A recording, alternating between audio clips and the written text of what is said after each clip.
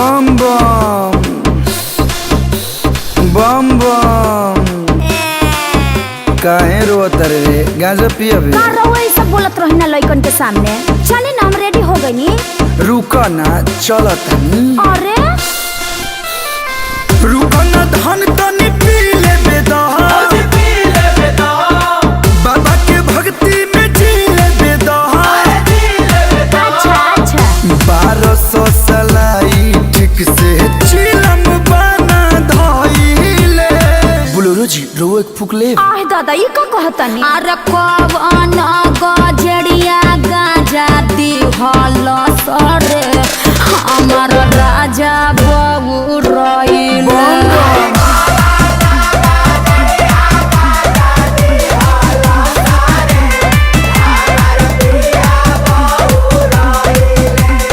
Mummy mummy Vishal uncle उनकर काम झोटा न उछले।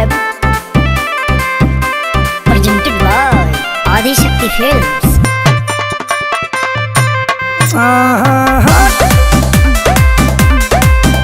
अरे पियब जगह जा तबे दे हिली।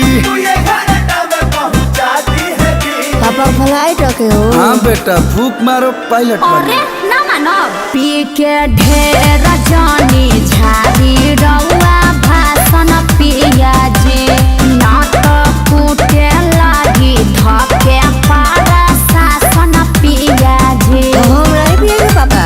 सावन में पिएला सरकारों छूट बकोइले। बाबा का प्रसादी है, पीने का आजादी है। जियो पापा। अरे कवन गजड़िया गाजा दी हल सरे हमार राजा बबू रइले।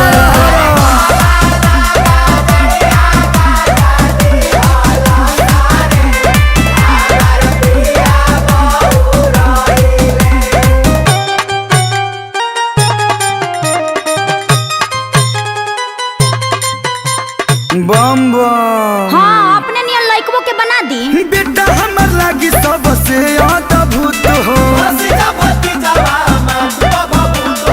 ये बाबा ये अरे करबे ये बोल हर हर मार दे। अब जाके कोई बोधी वाला काम पिया जी के स्टेरिंग धारी लेके भोला जी के नाम पिया जी। हम आगे बैठेंगे।